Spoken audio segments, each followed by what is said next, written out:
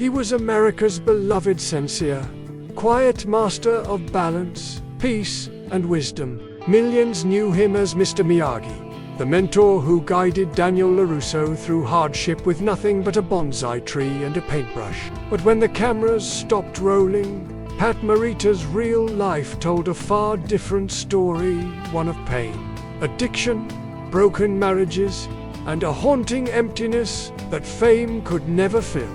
Today, the house where he spent his final days stands eerily silent. Once filled with warmth, laughter, and love, it now sits abandoned. What did he leave behind? And who was truly there at the end? A crumbling symbol of a legacy, both revered and forgotten. So what happened to Pat Morita?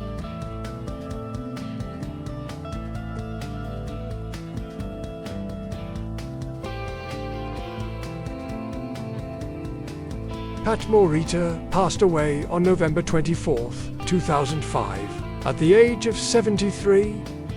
He died quietly in his Las Vegas home from complications related to kidney failure. His health had been deteriorating for years due to a combination of long-standing issues: spinal damage from childhood, diabetes, and a history of alcohol abuse. The cause of his final illness was a bacterial infection that began in his urinary tract and gallbladder, conditions that his weakened body could no longer fight off. Fans, co-stars, and critics alike mourned the passing of a man who had not only entertained generations, but shifted how Asian Americans were seen in film. And his final moments were quiet, far from the spotlight that had once adored him. When news of his death broke, tributes poured in from every corner of the entertainment world. But despite the public praise, Pat Morita, born as Noriyuki Morita on June 28, 1932, in Ileton, California, he came from humble roots. His parents were Japanese immigrants. His father, Tamaru, had come to America in 1915. His mother, Momo, in 1913. He spent nearly a decade confined to hospitals, encased in a full-body cast, and told repeatedly that he would never walk again. They were hard-working people, carving out a modest living in a time of open anti-Asian discrimination. But just as he was beginning to heal physically, another trauma struck: World War II. At just 2 years old, Pat was diagnosed with spinal tuberculosis, a rare and devastating illness. It wasn't until age 11 that a series of risky spinal surgeries gave him the ability to stand on his own 2 feet. Still recovering, young Pat was taken. In the early 1950s, Pat Morita took a risk that few Asian Americans dared at the time. He dove into stand-up comedy. He crafted a raw, witty stage persona, sometimes offensive, often hilarious, and began performing in Sacramento. But show business is hard on marriage. Between the long nights at comedy clubs, the rejections, and the grinding hustle, his personal life suffered. After 14 years, the marriage ended in divorce, leaving behind only memories and the bond of fatherhood.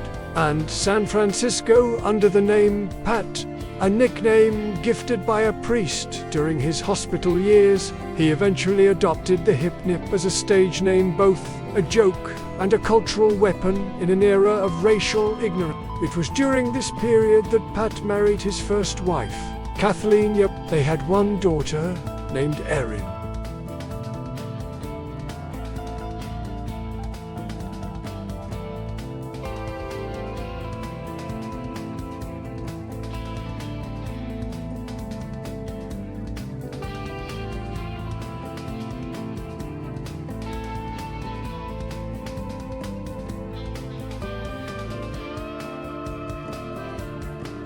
Pat's career began to take shape in the 1970s. He landed small roles on Sanford and Son, MASH, Asterisk, and finally Happy Days, where he played Arnold, the lovable diner owner. But fate was cruel. A mudslide destroyed their uninsured home. Shortly after, their daughter Tia was diagnosed with kidney disease. Medical costs piled up.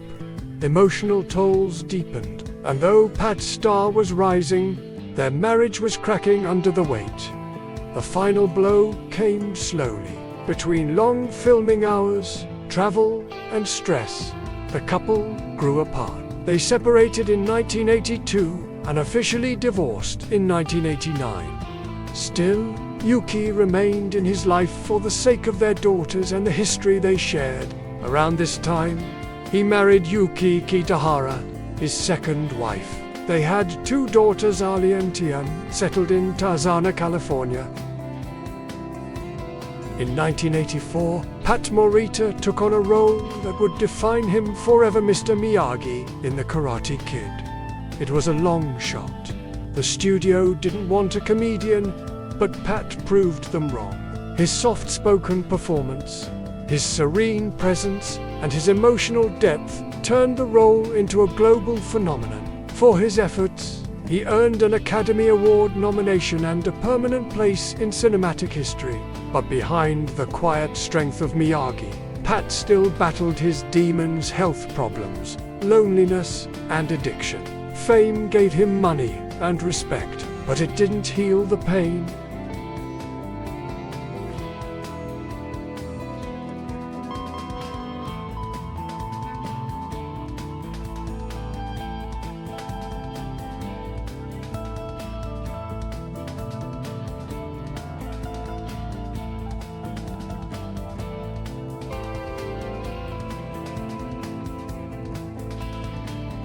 In the early 1990s, Pat reconnected with a face from the past actress Evelyn Guerrero. Years before, he had met her through her mother. Their home was peaceful, away from the cameras, far from the stress, and yet it was here in this peaceful house that Pat Morita would eventually pass away. But this time, they were both older, wiser, and ready.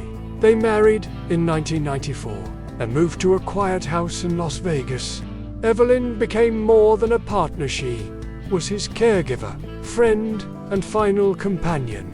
They didn't have children together, but she embraced his 3 daughters and helped bring stability to his later years. Today, that same Las Vegas home sits neglected. The laughter is gone. The kitchen where Pat once cooked traditional Japanese meals is empty. Even Mr. Miyagi's fictional home, once located at 20924 G Street in Canoga Park, was demolished in the 1980s. The backyard where he told stories is overgrown, and the memories, once vibrant, now echo through empty rooms. His Santa Monica house, where he once worked on scripts and cooked for Hollywood friends, has long been sold. All that remains are photographs, memories, and a silence that even time struggles to explain.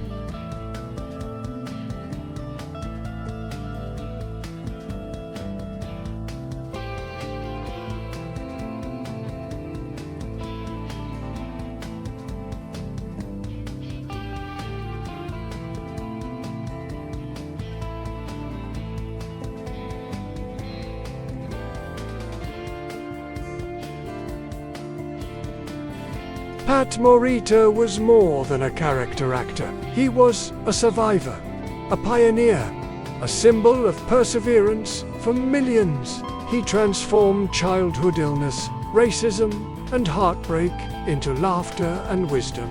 And though he died quietly, and though his home now stands empty, his legacy still lives in every wax on, wax off, in every bond.